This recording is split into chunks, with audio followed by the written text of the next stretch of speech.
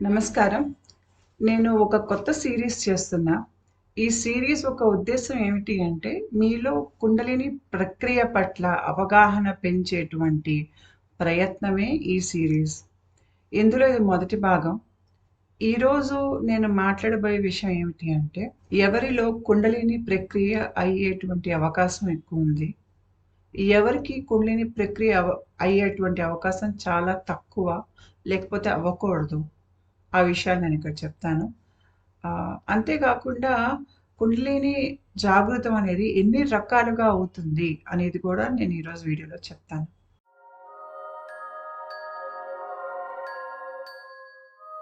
కుండలిని ప్రక్రియ అనేది మన దేహంలో మనకి తెలిసి అవుతుంది. అంటే మనం సాధన చేసి, మనం గురువు దగ్గర చేరి, మంత్రదీక్షలు తీసుకుని, శక్తిపాతం తీసుకుని రకరకాలుగా మనకి తెలిసి మనం దాన్ని కోరుకొని ఆ రకంగా జరుగుతుంది. కొంతమందికి తెలియకుండా జరుగుతుంది. ఇది వాళ్ళ దేహంలో అంతర్గతంగా ఈ ప్రక్రియ జరుగుతుందన్న సంగతి కూడా వాళ్ళకి చాలా ముందుకు వెళ్తే గానీ, ఈ ప్రక్రియలో వాళ్ళకి అర్థం కాదు. వీళ్ళకి క్రియలు గానీ, ఈ ప్రాణ కదలికలు గానీ, వాళ్ళు వేకువ సమయంలో ఉన్నప్పుడు జరగవు. వాళ్ళకి అది నిద్రపోతున్నప్పుడు చాలా ఆహ్, ఏమంటారు డీప్ స్లీప్ అంటాం చూడండి. అలాంటి పరిస్థితిలో వాళ్ళకి ఈ ప్రాణ కదలికలు గానీ, శరీరంలో ఈ పనులన్నీ లోపల అవుతుంటాయి. కానీ వీళ్ళకి వేకువగా ఉన్నప్పుడు ఇది జరుగుతోంది ఈ ప్రక్రియ వాళ్ళ దేహంలో అనేది వాళ్ళకి అర్థం కాదు. కానీ ఎవరైతే ధ్యానం చేయటం, లేకపోతే ఏదో ఒక పద్ధతిలో ఈ ఆధ్యాత్మిక ప్రయాణంలో ఉన్నారో వాళ్ళు గుర్తుపట్టగలుగుతారు. ఎందుకంటే వాళ్ళు ధ్యాన స్థితులు లేకపోతే మంత్ర జపాలు చేస్తున్నప్పుడు వేకువ సమయంలో ఆ శక్తి ఏంటంటే వాళ్ళ కదులుతో అంటే వాళ్ళు చేసేటువంటి సాధన ఫలితంగా కదులుతో నేనున్నానిక్కడ అని ఒక రకంగా వాళ్ళకి రుజువిస్తుంది. కాబట్టి వాళ్ళకి తెలుస్తుంది. ఎవరికైతే వాళ్ళకి తెలియకుండా, వాళ్ళు ఏ ప్రయత్నం చేయకుండా వాళ్ళలో కుండలిని జాగృతం అవుతుందో, వాళ్ళకి ఈ ప్రక్రియ చాలా ముందుకెళ్తే గాని వాళ్ళకి తెలీదు. బహుశా వాళ్ళు మొదటిసారి ఇది గమనించేది ఏంటి అంటే, ఆ చక్ర దగ్గర, ఆ పాయింట్స్ దగ్గర చక్రాలు తిరగటం అనేది మొదలవుతుంది వీళ్ళకి. కానీ చాలామంది ఇదేదో మామూలు విషయంలని గూడా కొట్టిపడేస్తుంటారు. ఒకసారి వాళ్ళ ఆ స్థాయికి వెళ్తే, అక్కడి నుంచి ప్రక్రియ వాళ్ళకి చాలా త్వరగా ముందుకెళ్తుంది. ఇంచుమించు ఆ ప్రక్రియ వాళ్ళ ధ్యాసకి తెలుస్తోంది అనంగా ముందు వెనక వాళ్ళకి బయట లోకం నుంచి సూచనలొస్తాయి. ఎవరో తీసుకొచ్చి వాళ్ళ చేతిలో కుండలినికి సంబంధించిన పుస్తకం పెట్టటము, లేకపోతే వాళ్ళెక్కడో బయటికెళ్ళినప్పుడు ఆ చక్రాల చిత్రం చూడటము. ఆ రకంగా వాళ్ళకది అర్థమవుతుంది. ఓహో! నాకీ ఒంట్లో ఇది జరుగుతోందా? ఇంతకాలం నేను ఇన్ని సమస్యలకి నేను ఏదైతే బాధపడ్డానో అవన్నీ ఈ ప్రక్రియ మూలంగా నాకవుతున్నాయా అనేది వాళ్ళకి చాలా ఆహ్, ప్రక్రియ ముందుకెళ్ళాక ఒక దీర్ఘస్థాయిలో అది పనిచేసి వాళ్ళలో ఆ ప్రక్రియ ఇంక పూర్తి స్థాయిలో ఇంక కుండలిని లేస్తుంది అనంగా అప్పటి వరకు వాళ్ళకి తెలీదు. వీళ్ళకి ఎప్పటి నుంచి తెలుస్తుందంటే చక్రాలు తిరగటం, ఇడాపింగళ నాడుల్లో శక్తి ప్రవాహం జరగటం, తర్వాత సుషుమ్నలో కుండలిని లేచినప్పుడు కుండలిని 3:30 చుట్లు చుట్టుకున్నటువంటి పాములాగా అనిపించినప్పుడు వాళ్ళకప్పుడు చాలా మందికి ఆ స్థాయిలో ఇది అర్థం అవ్వటం మొదలవుతుంది. కానీ ఎవరైతే గురువు దగ్గర సాధన తీసుకొని చేస్తారో వాళ్ళకి ముందు నుంచే వాళ్ళ దేహంలో ఈ ప్రక్రియ వాళ్ళు గమనిస్తున్నారు. గమనించటం వలన ఏంటంటే వాళ్ళకి తెలుసు ఈ ప్రక్రియ వాళ్ళ ఒంట్లో అవుతోందని. వాళ్ళకి లోపల వాళ్ళ దేహంలో అయ్యే మార్పులు గాని, బయట లోకం నుంచి వాళ్ళకి జరిగే విషయాలు గాని, దానికి ఈ దేహంలో జరిగే ఈ ప్రక్రియకి సంబంధం ఉంది అని వాళ్ళు ఎక్కువగా దానికి ప్రిపేర్ అయ్యి ఉంటారనమాట. అది తేడా. ఎవరికైతే తెలియకుండా కుండలిని జాగృతం అవుతుందో, వాళ్ళు ఈ ప్రక్రియ వాళ్ళ దేహంలో జరగటానికి వాళ్ళు మానసికంగా తయారుగా లేరు. వీళ్ళు కుండలిని ప్రక్రియ మీద అవగాహన పెంచుకోవాల్సొస్తుంది ఈ దశలో. ఒక కాయ పిందె నుంచి పండవుతుంది. దానికి కాస్త కాలం పడుతుంది. ముందే గనక కాయ కోసేసామనుకోండి తినటానికి పనికిరాదు. దాంట్లో రుచి ఉండదు, గుజ్జు ఉండదు, సారం ఉండదు. అదే రకంగా మన ఆధ్యాత్మిక ప్రయాణంలో మనం కాస్త కాస్త చొప్పున మారుతూ, మన దేహ నిర్మాణం, ఆధ్యాత్మిక నిర్మాణం, మన మానసిక నిర్మాణం అన్నీ మారుతూ మనం ఒక పిందె స్థాయి నుంచి ఒక పండులాగా మారతామనమాట. ఆ పండులాగా మారితే గాని మనలో ఈ కుండలిని ప్రక్రియను తట్టుకునేటువంటి సామర్థ్యం ఉండదు. మనం పిందె స్థాయిలో ఉన్నా, లేకపోతే మధ్యలో ఇంకా కాయ పక్వానికి రాకుండా, లేకపోతే పచ్చిగా ఉన్నా కూడా, ఆ సమయంలో మన దేహ నిర్మాణం గాని, మానసిక నిర్మాణం గాని, ఈ కష్టమైనటువంటి ప్రక్రియని తట్టుకోవటానికి సిద్ధంగా ఉండదు. కుండలిని జాగృతం ఎవరిలో అయ్యే అవకాశం ఎక్కువుందంటే, ఎవరైతే సున్నిత మనస్కులుంటారో వాళ్ళకి జీవితంలో బయట నుంచి కష్టాలొస్తాయి. వాళ్ళు ప్రతి ఒక్క భావోద్వేగాన్ని చాలా లోతుగా అనుభవించగలుగుతారు. ఒక మామూలు మనిషి కోపం, దుఃఖం, ఈర్ష్య, ప్రేమ, అన్ రాగద్వేషాలు ఇలా రకరకాలవి భావోద్వేగాలు మనం ఏం చేస్తామంటే అనుభవిస్తాం మన జీవిత కాలంలో. ఒక మామూలు మనిషి ఏంటంటే దీన్ని ఒక స్థాయిలో అనుభవించగలుగుతాడు. చాలా లోతుగా అనుభవించలేరు. ఉదాహరణకి ఇప్పుడు మీరు రంగులు తీసుకోండి. రంగుల్లో మీకు ఎరుపు, ఆకుపచ్చ, నీలం రకరకాల రంగులుంటాయి. అందరికి ఆ రంగులు కళ్ళకి కనిపిస్తే మనం గుర్తుపడతాం. కానీ ఆ రంగుల్లో మీరు షేడ్స్‌కెళ్లారనుకోండి, ఎరుపులో గూడా మీకు చాలా షేడ్స్ ఉంటాయి. మీకు పింక్ రంగులో గూడా చాలా షేడ్స్ ఉంటాయి. మీకు ఆ ఒక షేడ్‌కి, ఇంకో షేడ్‌కి చాలా స్వల్పమైనటువంటి తేడా ఉంటుంది. ఆ చిన్న తేడాని గూడా పసిగట్టాలి అంటే మీ కళ్ళు చాలా పనిచేయాలి. అప్పుడే మీరు పసిగట్టగలుగుతారు. అంటే మీకు ఒక రంగులో ఎన్ని షేడ్స్ అయితే ఉంటాయో, మీరొక భావోద్వేగం తీసుకోండి. దుఃఖం. ఆ దుఃఖానికి అన్ని షేడ్స్ ఉంటాయి.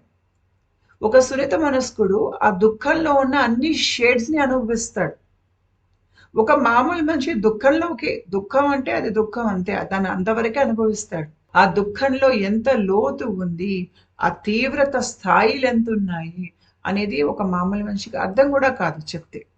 సో, మనుషులంతా సొంత మనస్కులై ఉండి, వాళ్ళకి బయట జీవితంలో జరిగే విషయాలు వాళ్ళ మీద ప్రభావం చూపిస్తాయి. చూపిస్తే వాళ్ళనేంటంటే వీళ్ళు ఏదో ఒక భావోద్వేగంలోకి చిక్కుకుపోతారు.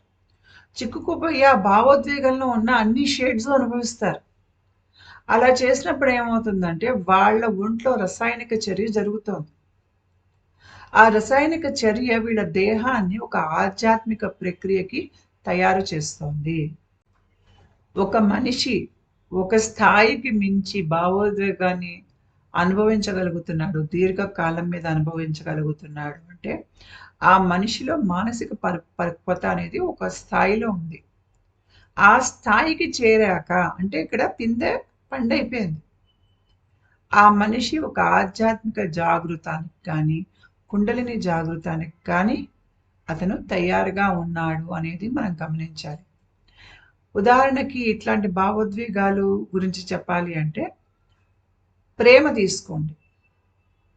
ఒకతను చాలా పిచ్చిగా ప్రేమలో పడిపోయాడు. ఇప్పుడు మనకి 'లైలా మజ్ను' ఇట్లాంటి కథలుంటాయి చూడండి. తీవ్రంగా ప్రేమలో పడిపోయాడు. కానీ ఆ ప్రేమ ఫలించకూడదు.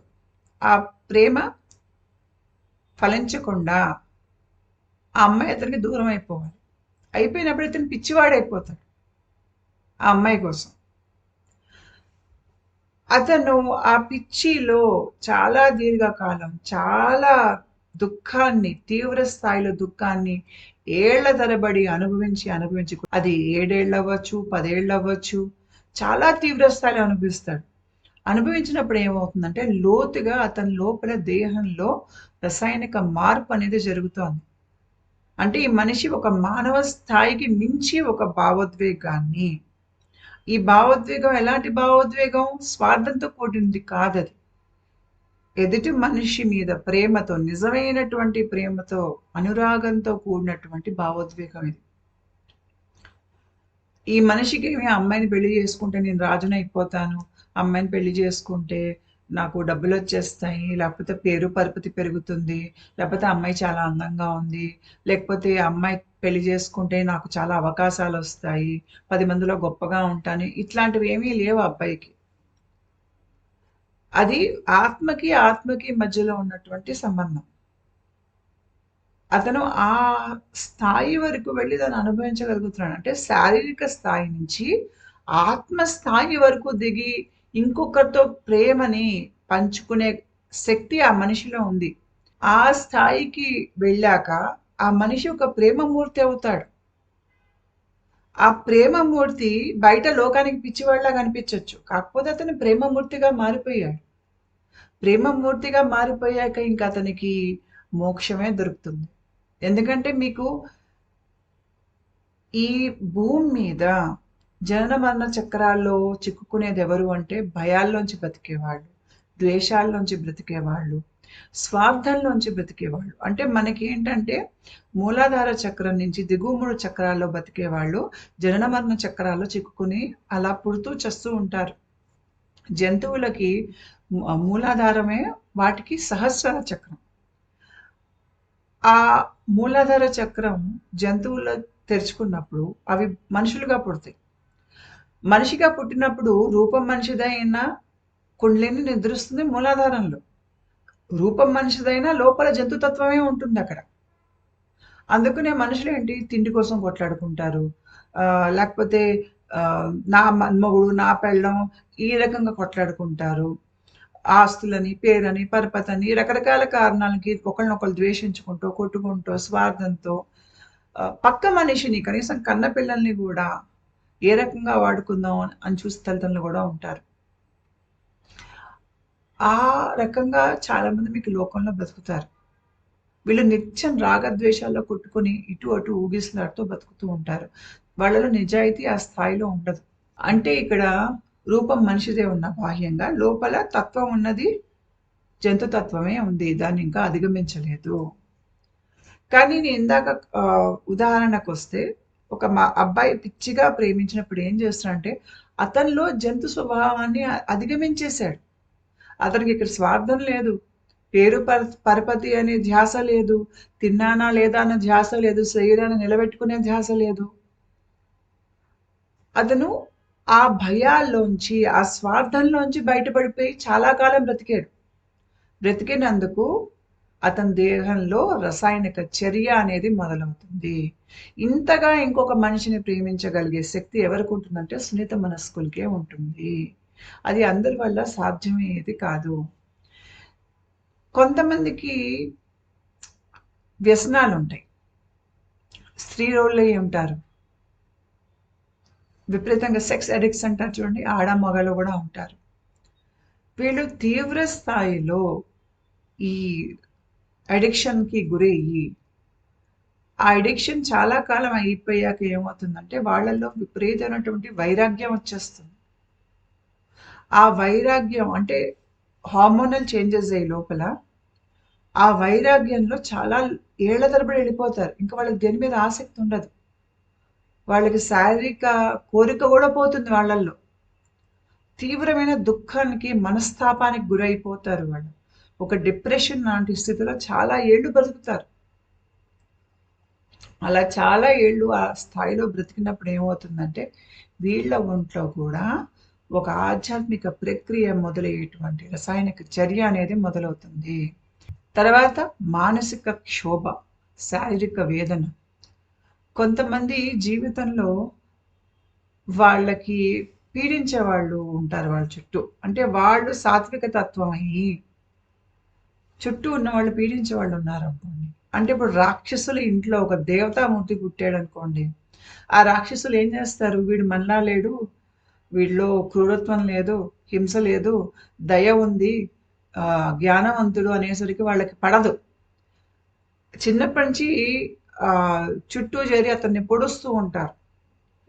పొడిచి నువ్వు తెలివి తక్కువ వాడివి, నువ్వు దద్దమ్మవి, నీతో ఏం కాదు, నీ చేత కాదు అని వాడిని అనవసరంగా కొట్టి, తిట్టి, ద్వేషించి, మాలో ఒకడివి కాదు అని అట్లా వాడిని పీడిస్తూ ఉంటారు. ఈ చుట్టూ ఉన్న రాక్షసుల్లో వీళ్ళలో ఓర్వలేనితనం ఎంత ఉంటుందంటే, అంటే ఈ మనిషిలో వెలుగుంది, ఈ మనిషిలో తేజస్సు ఉంది, జ్ఞానం ఉంది, అందం ఉంది. కాబట్టి ఏం చేస్తారు? ఈ మనిషికి తనలో ఉన్నవి అతనికి తెలియకుండా అతన్ని నువ్వు చెడ్డవాడివి, చెడ్డవాడివి నిత్యం అతను సతాయిస్తూ ఉంటారు. అతని గురించి చెడ్డ పేరు 10 మందికి చెప్తారు. అతను మంచి చేసినా కూడా దాన్ని చెడు దృష్టితో చూస్తారు. అతనికి చెడు ఆపాదిస్తారు. ఆ రకంగా కావాలని ఆ మనిషిని పీడిస్తారు. ఇప్పుడు ఇలాంటి పరిస్థితులు మనుషులకి వాళ్ళ ఇళ్లలో కలగచ్చు. చాలామంది పెళ్ళయ్యి ఆడవాళ్ళు అత్తారింటికెళ్ళినప్పుడు వాళ్ళక్కడ సమస్యలు ఎదుర్కోవచ్చు. లేదంటే ఇలాంటి సమస్యలు మీరు ఆఫీస్ వాతావరణంలో, స్నేహితుల్లో గానీ, కాలేజీలో గానీ, స్కూల్ లెవెల్‌లో గానీ ఒక మనిషి ఏంటంటే ఎక్కువగా ఇలాంటి వాళ్ళే వాళ్ళ జీవితంలోకి ఆకర్షిస్తాడు. అంటే అతను తల్లిదండ్రులు లాంటి వాళ్ళే, అన్న చెల్లెలు పీడించే రకాలే, పెళ్ళైతే భర్త పీడిస్తాడు, లేపోతే భార్య పీడిస్తుంది. తర్వాత స్నేహితులు అతన్ని అర్థం చేసుకోరు. అక్కడ ఆఫీస్‌లో బాస్ పీడిస్తాడు. అన్ని రకాలుగా ఇతనికి పీడించి, పీడించి, పీడించి మనిషి విపరీతమైనటువంటి మానసిక వేదన, మానసిక ఆవేదనకు గురైపోయిన మనిషి దాంట్లోంచి ఎలా బయటికి రావాలో అర్థం కాదు. అంటే చాలా మందికేంటంటే గొడవ వేసుకున్నారనుకోండి, కాసేపటికి గొడవ మర్చిపోతారు. మామూలయిపోతారు. కానీ ఇలాంటి సున్నిత మనస్కులకి ఎవరైనా వాళ్ళని పీడించారనుకోండి, వీళ్ళకి సాత్విక తత్వం అయ్యి తిరిగి వాళ్ళు వెనక్కి ఏమి అనరు. ఎందుకు అనరు అంటే, అతను చేసిన తప్పే నేను చేస్తే అతనికి నాకు తేడా ఏమిటి అని అడుగుతారు. కాబట్టి ఏంటంటే వీళ్ళు అపకారం చేసే వాళ్ళకి కూడా ఉపకారం చేసేటువంటి తత్వం ఉంటుంది వీళ్ళల్లో. వీళ్ళు విపరీతమైనటువంటి మానసిక ఆవేదనలోకెళ్ళిపోతారు. అలా ఏళ్ల తరబడి వాళ్ళకేంటంటే ఎంత అమాయకత్వం వాళ్ళల్లో ఉంటుందంటే, మనిషిలో చెడు తత్వం ఉంటుంది. జంతు ప్రవృత్తిలో మనుషులు బతుకుతారు అన్న సంగతి వాళ్ళకి అర్థం కాదు.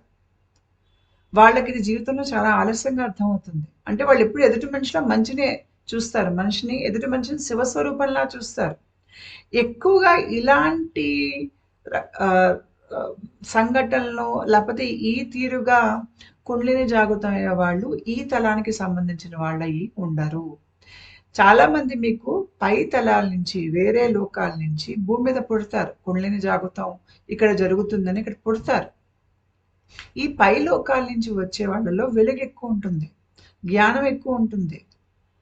వాళ్ళు పుట్టుకతోనే చాలా జ్ఞానవంతులై ఉంటారు. వాళ్ళు బహుశా తల్లిదండ్రులు జ్ఞానవంతులై ఉండకపోవచ్చు. కానీ వీళ్ళు చాలా జ్ఞానవంతులై ఉంటారు. వీళ్ళకేమవుతుందంటే భూమి మీద పుట్టేసరికి ఇక్కడ వాతావరణంలో ఇమ్మడలేరు. వాళ్ళకి చాలా వింతగా అనిపిస్తుంది. వీళ్ళు అంతక్రితం భూమి మీద పుట్టలేదు గాబట్టి, మనిషి యొక్క నైజం ఎలా ఉంటుందనేది వీళ్ళకి లోపల ఆహ్, ఆ ఇన్ఫర్మేషన్ వాళ్ళకి లేదు. లేకపోయేసరికి వాళ్ళేం జేస్తారు అంటే, అందరిని నమ్మటం, అందరిని మంచి అని అనుకోవటం, ఎదుటి మనిషి వాళ్ళని హింసించినా, పీడించినా, ఆ హింసించేవాడిని గూడా అర్థం చేసుకునే ప్రయత్నం జేస్తారు. ఆ హింసించేవాడు క్షమాపణ అడిగే లోపల వీళ్ళు క్షమించేస్తారు.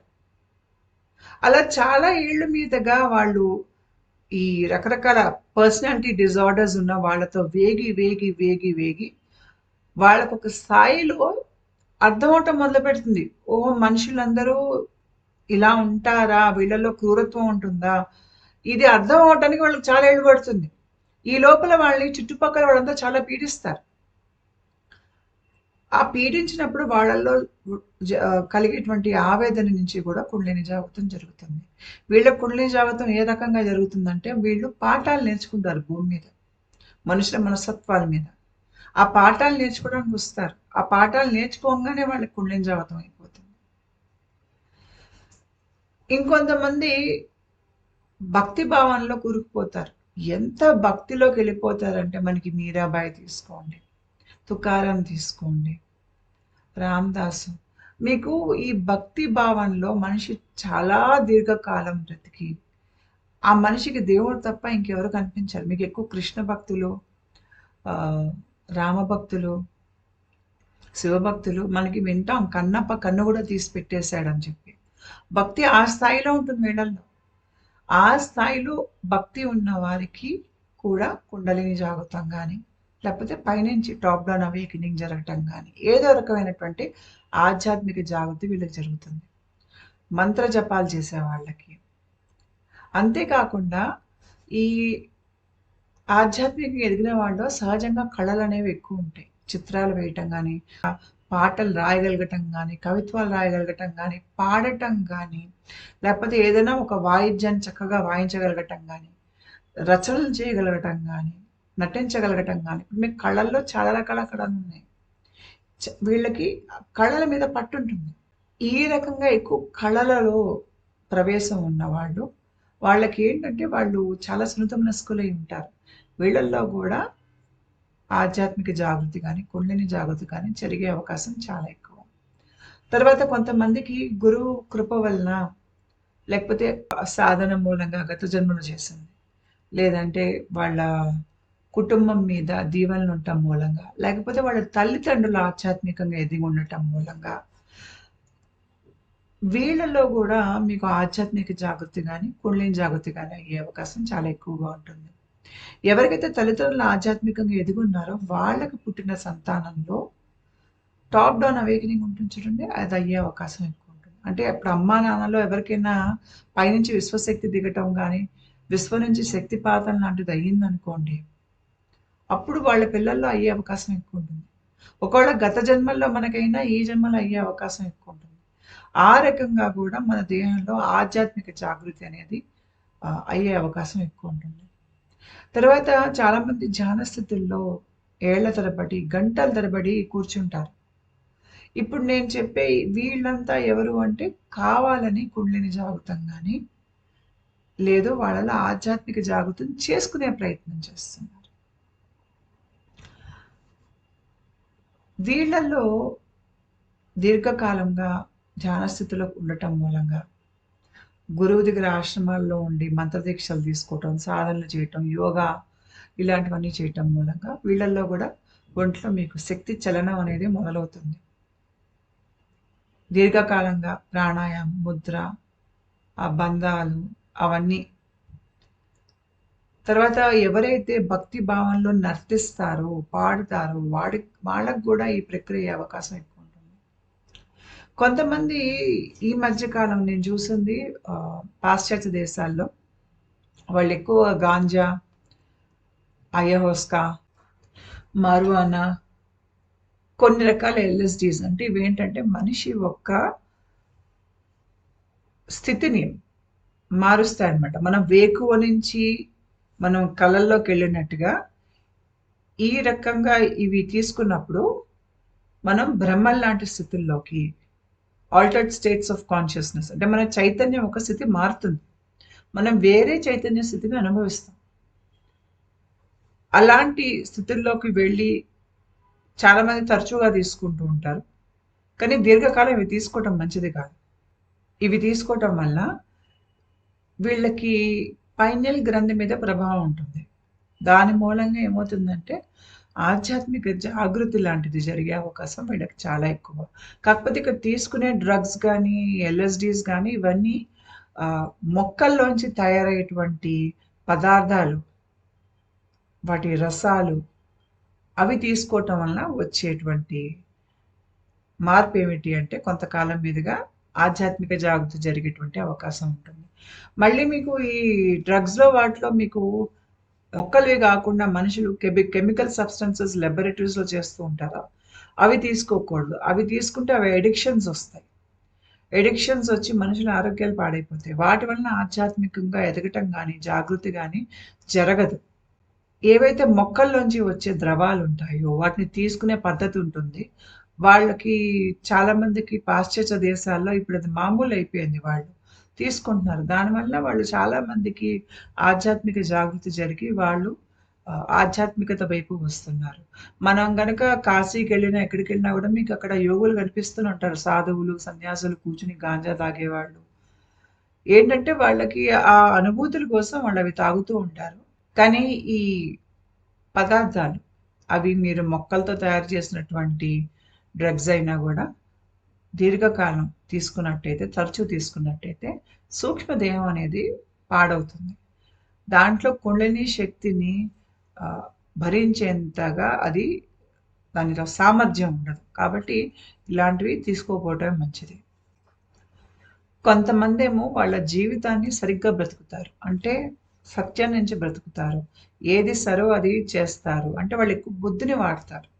రాగద్వేషాల్లో కొట్టుకుపోకుండా, స్వార్థం లేకపోతే ఏదైనా భయం ఇలాంటి వాటికి లొంగకుండా వాళ్ళు స్థిరంగా ఉంటారు. స్థిరమనస్కులయ్యి వాళ్ళు ఏది సరో అదే చేస్తారు.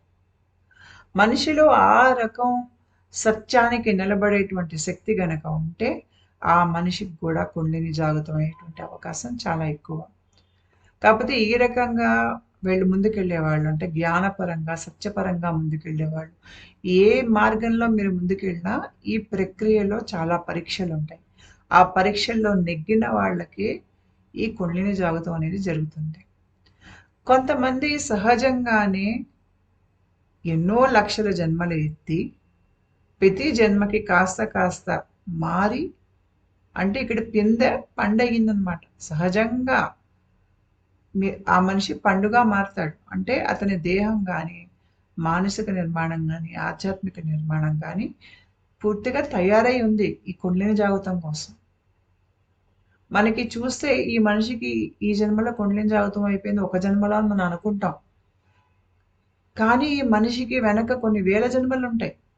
ఆ వేల జన్మలు సరిగ్గా బ్రతికినందుకు ఇతనికి ఈ జన్మలో ఆ కుండలిని జాగృతం అనేది జరుగుతుంది. అంటే ఈ మనిషి ఏంటంటే ఒక జంతు స్థాయి స్వభావం నుంచి క్రమేపీ తనని ప్రతి జన్మలో మార్చుకుంటూ కాస్త కాస్త మెరుగవుతూ అంటే అతను మొదటి జన్మ నుంచి మనిషిగా ఈ ఆఖరి జన్మ కుండలిని మొదలైనటువంటి జన్మకి వచ్చేసరికి మధ్యలో కొన్ని వేల జన్మలు ఉంటాయి. ప్రతి జన్మలో అతను కాస్త కాస్త మారాడు. మారటం వల్ల పిందె పండయింది.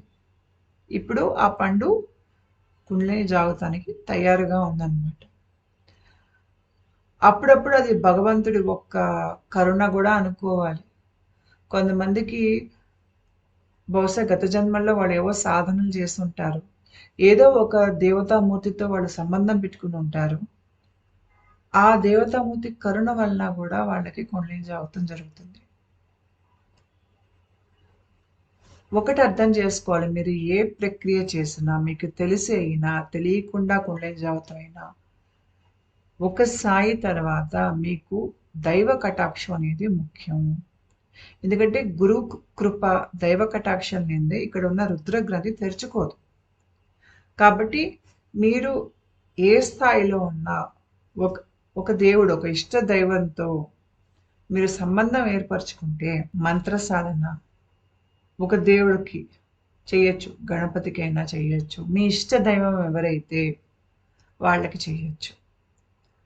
ఆ చేసినప్పుడు ఏంటంటే మీరు చేసేటువంటి ఆ పూజా ఫలితం మీకు వచ్చే జన్మలో కూడా మీకు ఆ భగవంతుడి కృపగా మీ జీవితంలో ఉంటుంది. మళ్ళీ మిమ్మల్ని తీసుకొస్తుంది సాధన వైపు. అప్పుడప్పుడు మన జీవితంలోకి కొంతమంది మహానుభావులు వస్తారు, యోగులు వస్తారు, మహానుభావులు వస్తారు. వాళ్ళ సమక్షంలో కూర్చున్నా, వాళ్ళు గొంతు విన్నా, వాళ్ళని చూసినా కూడా వాళ్ళలోంచి మనకి శక్తి ప్రవాహం అనేది జరిగి మనకు కూడా ఆధ్యాత్మిక జాగృతి కానీ కుండలిని జాగృతి కానీ జరిగే అవకాశం ఉంది. కొంతమందికి వాళ్ళ జన్మ జన్మల ప్రేమ కనిపిస్తారు. ఆ జన్మ జన్మల ప్రేమ కనిపించినప్పుడు వాళ్ళ లోపల జరిగేటువంటి రసాయనిక మార్పు మూలంగా వాళ్ళకు కూడా కుండలిని జాగృతం జరుగుతుంది. కొంతమందిలోనేమో నిస్వార్థ సేవ ఏళ్ల తరబడి చేయటం మూలంగా కూడా కుండలిని జాగృతం జరుగుతుంది. సో రకరకాలుగా మీకు కుండలిని జాగృతం కానీ ఆధ్యాత్మిక జాగృతి కానీ మనిషిలో జరిగేటువంటి అవకాశం చాలా ఎక్కువ. ఈ ప్రక్రియ ఏ రకంగా జరిగినా దీన్ని బలవంతంగా ముందుకు తీసుకెళ్లే ప్రయత్నం చేయకూడదు. ఏదైనా ఒక ఆధ్యాత్మిక ప్రక్రియ జరుగుతుందంటే అది దాని వేగంలో అది జరుగుతుంది. ఎందుకంటే మీరు తినలేని దానికన్నా ఎవరైనా వచ్చి మీకు వడ్డిచ్చారనుకోండి, మీరు తినలేరు. తిన్నా మీరు ఆపసోపాలు పెడతారు. కాబట్టి మీ శరీరంలో తెలివి ఉంది. ఆ దేవుడికి తెలుసు మీరు ఎంత తీసుకోగలుగుతారు, మీ సామర్థ్యం ఏమిటి. దానికి తగ్గట్టుగానే మీకు ప్రక్రియ ముందుకు అనేది వెళ్తుంది. పైగా ఈ ప్రక్రియని ఎప్పుడూ మనం బలవంతంగా ముందుకి తీసుకెళ్లే ప్రయత్నం చేయకూడదు. ముఖ్యంగా కుండలిని జాగృతం. మరి ఎవరిలో కుండలిని జాగృతం కానీ ఆధ్యాత్మిక జాగృతి కానీ జరిగే అవకాశం లేదు. ఏ మనిషిలో అయితే వ్యక్తిత్వం లేదో, నేను వ్యక్తిత్వంలో రకాలు, మీది ఏ వ్యక్తిత్వం ఎలా తెలుసుకోవాలో నేను వీడియోస్ చేశాను. ప్లేలిస్ట్‌లో చూడండి. ఎనియాగ్రామ్ అండ్ కుండలిని అవేకెనింగ్ అని నేను వీడియోస్ చేశాను. ఇక్కడ నేను మనిషి వ్యక్తిత్వం అనేది ఎన్నో జన్మల మీదుగా ఎలా ఏర్పడుతుంది? మీ వ్యక్తిత్వం మిమ్మల్ని మాయలో ఎలా కట్టిపడేస్తుంది? దాంట్లోంచి బయటపడటానికి మీరు ఎలాంటి ఆధ్యాత్మిక సాధనలు చేయాలి? మిమ్మల్ని మీరు ఎలా అర్థం చేసుకోవాలి? ఇవన్నీ నేనక్కడ పూర్తిగా చెప్పాను వివరాలతో సహా. అక్కడ మీకొక టెస్ట్ గూడా ఉంది కింద ఎనియాగ్రామ్ టెస్ట్ అని పర్సనాలిటీ టెస్ట్. అది గనక మీరు తీసుకుంటే మీది ఏ వ్యక్తిత్వం రకమో మీకు అర్థమవుతుంది. అయితే ఎవరిలో అయితే వ్యక్తిత్వం సరిగ్గా తయారయ్యి లేదో, వీళ్ళకి కుండలిని జాగృతం గాని, ఆధ్యాత్మిక జాగృతి గాని జరగదు. ఎందుకంటే వీళ్ళల్లో లోపల నరాల వ్యవస్థ గాని, వాళ్ళ మెదడులో ఉన్నటువంటి బ్రెయిన్ సెంటర్స్ ఫంక్షనింగ్ గాని, అక్కడ గ్రే మ్యాటర్ గాని, బ్రెయిన్ సెంటర్స్ మధ్యలో కనెక్షన్స్ గాని, అవి సరిగ్గా ఏర్పడి లేవు. ఏర్పడి లేవు కాబట్టి వీళ్ళు ఆధ్యాత్మిక ప్రక్రియకి వీళ్ళ దేహం తయారుగా లేదు. దేహమే కాదు మానసికంగా గూడా వీళ్ళు తయారయ్యలేరు.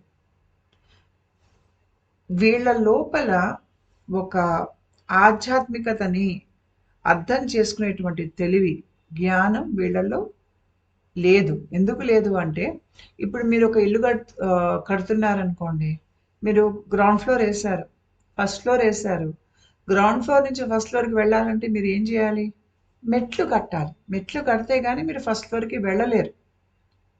ఆ మెట్లేంటి? వ్యక్తిత్వం. గ్రౌండ్ ఫ్లోర్‌లో ఉన్నవాళ్ళు ఆ వ్యక్తిత్వం అనే మెట్లు కట్టుకుంటే గాని ఫస్ట్ ఫ్లోర్‌లోకెళ్ళలేరు. ఫస్ట్ ఫ్లోర్‌లో మీరు జ్ఞానవంతులై ఉన్నారనుకోండి. గ్రౌండ్ ఫ్లోర్‌లో మనిషి పశుతత్వంలో ఉన్నాడనుకోండి.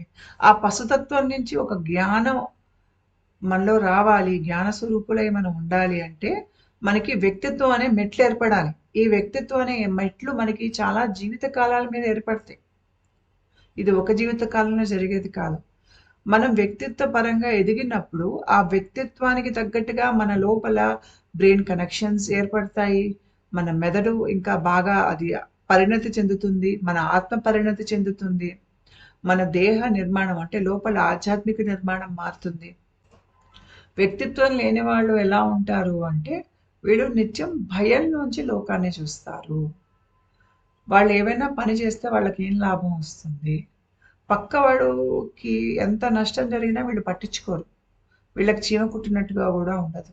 చాలా తేలిగ్గా అబద్ధాలు చెప్పటం, కపట బుద్ధి, ఓర్వలేనితనం, అహంకారం, తీవ్రమైనటువంటి ఆహ్,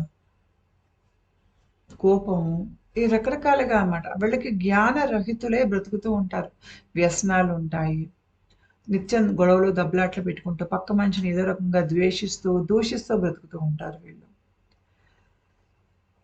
ఇలాంటి వాళ్ళు వ్యక్తిత్వం లేని వాళ్ళకి కుండలిని జాగృతం అన్నా కూడా వీళ్ళకి ఆశ ఎలా ఉంటుందంటే, కుండలిని జాగృతం అయితే సిద్ధులొస్తాయి. వీళ్ళింతే ఆలోచిస్తారు. ఆ సిద్ధి వస్తే నాకు సత్తా వస్తుంది. సత్తా వస్తే 10 మంది నేను చెప్పినట్టు వింటారు. వీళ్ళు ఈ రకంగానే వీళ్ళు ఆలోచిస్తారు. అందుకని వీళ్ళేంటంటే చాలామంది ఇలాంటి వాళ్ళు గూడా అంటే వీళ్ళు తామసిక తత్వం ఉన్నవాళ్ళు. వీళ్ళు గూడా కుండలిని సాధనలు చేస్తారు. ఎందుకు చేస్తారంటే మోక్షం కోసం చెయ్యరు వీళ్ళు. సిద్ధులొస్తాయని చేస్తారు. వీళ్ళకి దేహ నిర్మాణం సరిగ్గా లేక, ఆధ్యాత్మిక నిర్మాణం సరిగ్గా లేక, వీళ్ళకి పొరపాటున కుండలిని లేచిందనుకోండి, అది తప్పుడు మార్గాల్లోకెళ్ళిపోతుంది. లేకపోతే కుండలిని కిందకేసి దిగుతుంది. మూలాధారం నుంచి కింద వైపుకెళ్తుంది. అలా వెళ్ళకూడదు. అలా జరిగే అవకాశం చాలా అరుదు. ఇట్లా తామసిక తత్వం ఉన్నవాళ్ళు, సిద్ధులు, సిద్ధులు అని ఆహ్, ఆ సిద్ధుల్ని ఎలా వాడుకుందామని, ఆ సిద్ధులొస్తే పేరొస్తుంది. నాకు సత్తా వస్తుందని ఆలోచించే వాళ్ళకి, ఆ ఉద్దేశంతో బలవంతంగా కుండలిని లేపుకుంటారు వీళ్ళు. బలవంతంగా కుండలిని లేపుకొని అంటే రకరకాల మీకు ప్రాణాయామ పద్ధతులు, యోగా పద్ధతులు, రకరకాల పద్ధతుల్లో బలవంతంగా లేపుతారు కుండలిని. లేచినప్పుడు కుండలిని బుసకొడుతూ లేస్తుంది. ఎందుకంటే మీకు సహజంగా కుండలిని జాగృతం జరిగితే అది ఎలా ఉంటుంది? చిన్న పిల్లలు నిద్రలోంచి లేస్తారు చూడండి ఆనందంగా. కుండలిని అలా లేస్తుంది. బలవంతంగా లేపితే పిల్లలు ఏం చేస్తారు? ఏడుస్తారు, లేస్తారు. అవునా? ఇలాంటి మనిషి దేహంలో కుండలిని కోపంగా బుసలు కొడుతూ లేస్తుంది. ఎందుకంటే మనిషి దేహ నిర్మాణం సరిపోదు ఈ కుండలిని శక్తిని భరించటానికి. ఇలాంటి మనిషి దేహంలో కుండలిని జాగృతం అయితే అసలు ఆ కుండలిని శక్తిలోంచి వచ్చేటువంటి ఆ విద్యుత్ శక్తికే నరాలు కాలి చనిపోతాడు ఆ మనిషి. ఇప్పుడు మీరు ఒక 40 వోల్ట్ బల్బు తెచ్చి దాంట్లో 1000 వోల్ట్స్ పెట్టారనుకోండి కరెంటు, బల్బు పేలుతుంది. ఈ మనిషి ఏంటంటే 40 వోల్ట్స్ బల్బులా ఉన్నాడు. ఉండటం వలన 1000 వోల్ట్ల కుండలిని తీసుకొచ్చి అతని దేహంలో పెడితే బల్బు పేలుతుంది. అదే ఈ మనిషి ఒక 1000 వోల్ట్ల బల్బులాగా అయ్యాడనుకోండి ఎన్నో జన్మల మీదుగా. అప్పుడు కుండలిని ఒక 1000 వోల్ట్ల శక్తిని ఈ మనిషి భరించుకోగలుగుతాడు. మీకు ప్రస్తుతం కలియుగం అవటం వలన భూమి మీద బ్రతికే మనుషులు చాలామంది ఎక్కువగా స్వార్థంలోంచి లేకపోతే భయంలోంచి నిర్ణయాలు తీసుకుని బ్రతుకుతూ ఉంటారు. ఎక్కువ మంది జంతు ప్రవృత్తిలోంచే బతుకుతూ ఉంటారు. కాబట్టి వీళ్ళలో చాలా మందికి కుండలిని జాగృతం అయ్యేటువంటి అర్హత లేదు. అందుకనే మనం గురువు దగ్గరికి వెళ్ళి గురువు దగ్గర ఎంత మనం శిష్యరికం చేసినా కూడా ఆ గురువు ఆ 100 మంది శిష్యుల్లో ఒకళ్ళకో ఇద్దరికో ఆ కుండలిని సాధన అనేది నేర్పిస్తారు. ఆ గురువుకి తెలుసు ఎంతమంది దీనికి తయారుగా ఉన్నారు, ఎంతమంది దీన్ని తట్టుకోగలరు అనేది గురువుకు తెలుసు. కాబట్టి గురువులు చూసేది ఏమిటి అంటే ఆ మనిషిలో మంచి వ్యక్తిత్వం ఉన్నదా లేదా అనేది చూస్తారు. మనిషిలో వ్యక్తిత్వం చక్కగా ఏర్పడినప్పుడు ఆ మనిషిలో నిజాయితీ, సాత్విక తత్వం, జ్ఞానం ఉట్టిపడుతూ ఉంటుంది ఆ మనిషిలో. గురువులు ఇవన్నీ చూసి గమనిస్తారు. గమనించాకే ఆ మనిషికి వాళ్ళు కుండలిని సాధన అనేది నేర్పిస్తారు. మరి మీరు ఇప్పుడు ప్రస్తుతం పిందగా ఉన్నారా? పండుగా మారారా? మీలో ఆధ్యాత్మిక జాగృతి జరిగేంతగా మీ దేహం, మానసిక నిర్మాణం మారిందా? మీకు కొంతైనా ఈ శక్తిని మీ దేహంలో తట్టుకునేటువంటి సామర్థ్యం ఉందా లేదా? మీరెలా అంచనా వేయగలుగుతారు అంటే, మీలో భావోద్వేగాన్ని చాలా తీవ్ర స్థాయిలో అనుభవించగలిగేటువంటి శక్తి ఉన్నదా లేదా? అంటే ఇది భయంతో కూడినటువంటి లేదా రాగద్వేషాలతో లేదా పంతంతో కూడినటువంటి భావోద్వేగాలు కాదివి. ఇప్పుడు నిజమైన ప్రేమ, నిజమైన భక్తి, కృతజ్ఞత ఇవన్నీ అనుభవించాలి అంటే మనిషి కొంతవరకు అతనిలో ఉన్న జంతు స్వభావాన్ని అధిగమించి ఉండాలి. ఇలాంటి భావోద్వేగాలు మీరు తీవ్ర స్థాయిలో చాలా కాలం, దీర్ఘకాలం మీద అనుభవించగలిగే శక్తి మీలో ఉందా లేదా? తర్వాత మీరు మీ జీవన శైలి బయట ప్రకృతితో ముడిపడి ఉందా లేదా? మీ జీవిత గమ్యం కేవలం డబ్బు సంపాదన, లేదంటే పేరు పరపతి సంపాదన, లేదా దానికి మించి మీరు ఆత్మజ్ఞానాన్ని ఆకాంక్షిస్తున్నారా? దాని వైపు మీరు వెళ్తున్నారా? ప్రయత్నం చేస్తున్నారా? మీలో కొంతైనా నిస్వార్థం ఉన్నదా లేదా? అంటే ఏదో ఒక స్థాయిలో లేదంటే మీ జీవన శైలిలో ఎక్కడైనా కొన్ని పనులు మీరు నిస్వార్థంగా చేస్తున్నారా లేదా? ఎదుటి మనిషి ఆకలిని, ఎదుటి మనిషి బాధని అర్థం చేసుకునేటువంటి సామర్థ్యం, తెలివి మీలో ఉందా లేదా? మీలో జ్ఞానం ఉందా లేదా? ఎదుటి మనిషి పట్ల ప్రేమ ఉన్నదా లేదా? అంటే మనం ఇంటి మనిషి, బయట మనిషి అని చూడకుండా సర్వ జీవరాశుల్ని ప్రేమించగలిగే శక్తి మీలో ఉందా? మీ గతాన్ని క్షమించగలిగేటువంటి శక్తి మీలో ఉందా? అపకారికి ఉపకారం చేయగలిగేటువంటి శక్తి మీలో ఉందా? 10 మందికి మంచి కోరుకునేటువంటి శక్తి మీలో ఉందా? మీలో ఏవైనా కళలు ఉన్నాయా? మీరు జీవితాన్ని లోతుగా అర్థం చేసుకోగలిగారా లేదా? మీకు జీవితంలో ఈ ఆట ఆడి ఆడి మీకు ఒక అలసట అనేది వచ్చిందా లేదా? అంటే ఇంకా ఎన్నో జన్మలు ఎత్తాను. ఎన్నో జన్మలు ఎత్తి ఈ బ్రతుకు నాటకం ఆడి ఆడి నేను అలసిపోయాను దేవుడా! ఇంక నేను ఆడలేను. నాకు ఇంకో జన్మ మీద ఆసక్తి లేదు అనుకునేటువంటి స్థాయిలో మీరు ఉన్నారా? మిమ్మల్ని మీరు మార్చుకునే ప్రయత్నం చేస్తున్నారా? మీలో దోషాలు, లోపాలు ఏమున్నాయో తెలుసుకునే ప్రయత్నం చేసి, నిజాయితీలోంచి బ్రతికి, మిమ్మల్ని మీరు కాస్త కాస్త మార్చుకునే ప్రయత్నం చేస్తున్నారా లేదా? మీ లోపల చాలా తీవ్ర స్థాయిలో మోక్షం కోసం ప్రాకులాడేటువంటి కోరిక ఉన్నదా లేదా? అది ఎంత బలంగా ఉంటే అంత మంచిది. ఆ అగ్ని మీలో రాజుకోవాలి లోపల. మీరు ఏమన్నా మా సాధనలు చేస్తున్నారా? యోగా సాధనలు గానీ, ధ్యానం గానీ, మంత్రజపాలు గానీ, ఏదో ఒక రకంగా భగవంతుడితో ముడిపడేటువంటి ప్రయత్నము, లేదంటే మీలో ఉన్న జ్ఞానంతో ముడిపడేటువంటి ప్రయత్నము చేస్తున్నారా లేదా?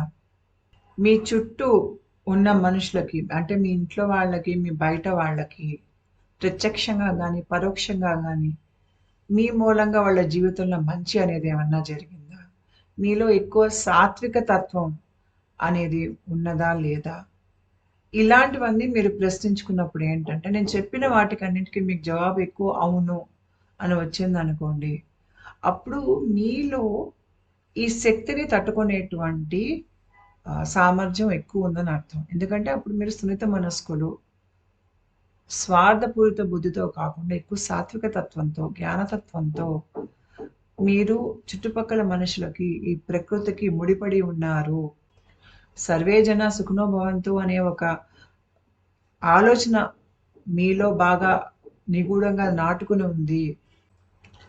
మీ జీవితంలో మీకు అలౌకిక అనుభవాలు, తర్వాత స్వప్నాలకి సంబంధించినటువంటి అనుభవాలు ఎక్కువగా ఉన్నాయా లేవా? మీరు సింక్రోనిసిటీస్ చూస్తున్నారా లేదా? మీకు గురువులు గానీ, ఒక గురువు అవ్వచ్చు, చాలామంది రావచ్చు గురువుల రూపంలో. అంతేకాకుండా సందేశాలు గానీ, సరైన పుస్తకాలు దొరకటం లాంటివి మీకు జరుగుతున్నాయా లేవా? అంటే ఇవన్నీ ఏంటంటే మిమ్మల్ని సరైన దిశలో నడిపించేటట్టుగా ఉన్నాయా లేవా? అంటే మీలో ఏంటంటే ఆ దిగువ స్థాయి స్వార్థాన్ని గానీ, ద్వేషాన్ని గానీ, భయాన్ని గానీ అధిగమించి మీరు కొద్దిగా పై స్థాయి జ్ఞానంలోంచి మీరు మీ జీవితాన్ని బ్రతకగలుగుతున్నారు కాబట్టి, మీలో ఈ శక్తిని తట్టుకునేటువంటి సామర్థ్యం కొంతన్నా ఉంది. కనీసం ఈ ప్రక్రియ మీ దేహంలో మొదలవటానికి మీ దేహం కొంతవరకన్నా తయారుగా ఉందన్న విషయం మీరు అర్థం చేసుకోవచ్చు. కొంతమందికి ఏమవుతుందంటే వాళ్ళు సహజంగా వాళ్ళలో కుండలింజావతం జరిగిపోతుంది జీవితకాలంలో. వాళ్ళకి ముందే రాసిపెట్టి ఉంటుంది జరగాలని. మీరు అలాంటి వాళ్ళ జీవితాలను గనక మొదటి భాగం అంటే కుండలింజావతం కాక మునుపు భాగాన్ని గనక మీరు చూస్తే, వాళ్ళు వాళ్ళ జీవితాన్ని చాలా సామాన్యంగా భయాల్లోంచి, స్వార్థంలోంచి అందరిలానే బ్రతుకుతారు వాళ్ళు గూడా. కాకపోతే వీళ్ళకి కుండలింజావతం జరగడానికి పునాది గత జన్మలో పడిపోయి ఉంటుంది. దాని మూలంగా వీళ్ళు దేహం గాని, మానసిక నిర్మాణం గాని, ఆధ్యాత్మిక నిర్మాణం గాని, ఈ ప్రక్రియకి తయారుగా ఉంటుంది. వాళ్ళు ఈ జన్మలో వాళ్ళకేమవుతుంటే వాళ్ళలో ఉన్న ఆఖరి కర్మలు తీరిపోవటానికి వాళ్ళు బ్రతకాల్సుంటుంది. ఆఖరి కర్మలు తీరిపోవటానికి వాళ్ళు బ్రతికినప్పుడు, వాళ్ళ కాస్త భాగం అజ్ఞానంలో బ్రతుకుతారు. బ్రతికి ఆ కర్మల్ని తీర్చేసుకుంటారు. కర్మశేషం తీరిపోతుంది దాని మూలంగా. ఆ కర్మశేషం తీరిపోయిన వెంటనే వాళ్ళకి జ్ఞానం వస్తుంది. ఆ జ్ఞానం వాళ్ళ లోపల నిగూఢంగా ఉంది. అది కొత్తగా వచ్చిందేం కాదు. కాకపోతే ఈ కర్మశేషం మాయలాగా వాళ్ళల్లో ఉన్న జ్ఞానాన్ని వాళ్ళకి చూపించకుండా దాచేస్తుంది. అది మనుషులు ఇలాంటి వాళ్ళు. ఆడవాళ్ళవ్వచ్చు, మగవాళ్ళవ్వచ్చు. అకస్మాత్తుగా ఏ 35 ఏటికో, 40 ఏటికో టక్కని మారిపోతారు వాళ్ళు. మారిపోయి ఆ ఏదైతే జ్ఞానం అనేటువంటి పునాది వాళ్ళ గత జన్మల్లో వేసుకున్నారో, దాన్ని ఎక్కువ వ్యక్తపరచడం మొదలుపెడతారు. అజ్ఞానం వదిలిపోతుంది. అలా వదిలిపోయి జ్ఞానం వచ్చేసేటువంటి ఆ దశ ఉంది చూడండి, అక్కడే వీళ్ళకి ముందుగా నిర్ణయింపబడినట్టుగా కుండలిని జాగృతం జరుగుతుంది. కాబట్టి మీరెవరైనా కుండలిని జాగృతం జరిగినటువంటి ఒక మనిషి జీవితాన్ని చూస్తే, వాళ్ళల్లో చిన్న వయసు నుంచి ఆధ్యాత్మికంగా ఎదిగి, చిన్న వయసు నుంచే వాళ్ళల్లో ఈ ప్రక్రియ కనిపించే వాళ్ళు ఉంటారు. ఇలాంటి వాళ్ళు మీకు మహానుభావులవుతారు. అంటే పెద్ద ఋషుల్లాగా అవుతారు. అంటే రమణ మహర్షి తీసుకున్న, అమృతానందమయి మాతాది తీసుకున్న, మన మెహర్ బాబాది తీసుకున్న, వీళ్ళంతా ఏంటంటే 10 మందికి గురువులయ్యి, భూమి మీద శివుడు ఉన్నట్టుగా ఉంటారనమాట వాళ్ళు. కొంతమంది ఏంటంటే ఈ ఆధ్యాత్మిక ప్రక్రియ వాళ్ళ దేహంలో మొదలు కాకముందు అజ్ఞానంలో బ్రతుకుతారు. వీళ్ళకి ఉన్నట్టుండి వీళ్ళకి ఆ కుండలిని జాగృతం అయ్యే దశలో వీళ్ళు లోపల నిగూఢంగా ఉన్న జ్ఞానం బయటకొస్తుంది వాళ్ళలో. ఇలాంటి వాళ్ళకి కుండలిని జాగృతం 40, 45 ఏళ్ళకవుతుంది. మీరు వాళ్ళ పూర్వపు జీవితం చూస్తే అది చాలా సీదా సాదా జీవితం ఉంటుంది. అందరి జీవితంలానే ఉంటుంది.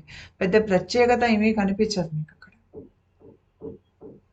వీళ్ళకి ఎప్పుడైతే కర్మ సంబంధాలు తెగిపోతాయో, కర్మ రుణాలు తీరిపోతాయో, ఆఖరి అజ్ఞానాన్ని కడిగేసుకుంటారో, అప్పుడు టక్కున వీళ్ళ దేహంలో కుండలిని జాగృతం అనేది అవుతుంది. కాబట్టి కుండలిని జాగృతం ఏ మనిషిలో అవుతుంది, ఏ మనిషిలో అవ్వదు అనేది మనం మనిషిని వాళ్ళ జీవితం చూసినా, గతం చూసినా మనం అంచనా వేయలేం. ఎందుకంటే మనిషిలో సబ్‌కాన్షియస్ మైండ్ గాని, అన్‌కాన్షియస్ మైండ్ గాని చాలా లోతుగా పనిచేస్తాయి. ఆ స్థాయి వరకు మీలో ఏముందో కుండలినికే తెలుసు. మీకు ఆ అర్హత ఉందో లేదో కూడా కుండలినికే తెలుసు. కాబట్టి ఇక్కడ మనం చూడాల్సింది ఏంటంటే మనిషిలో వ్యక్తిత్వం ఉన్నదా లేదా? వ్యక్తిత్వం ఉన్న వాళ్ళకి కుండలిని జాగృతం అయ్యే అవకాశం చాలా ఎక్కువ. వ్యక్తిత్వం లేని వాళ్ళకి లేదంటే వ్యక్తిత్వం అనేది ఆ మనిషిలో ఏర్పడి ఇంకా దిగువ అహంకారాల నుంచి బ్రతికే వాళ్ళు ఉంటారు చూడండి. అంటే పూర్తి స్థాయిలో వ్యక్తిత్వం ఏర్పడని వాళ్ళకి కుండలిని జాగృతం అనేది వాళ్ళ దేహంలో జరగదు. ఒకవేళ జరిగినా దాన్ని తట్టుకునే వంటి శక్తి వాళ్ళకి ఉండదు. ఉంటానండి.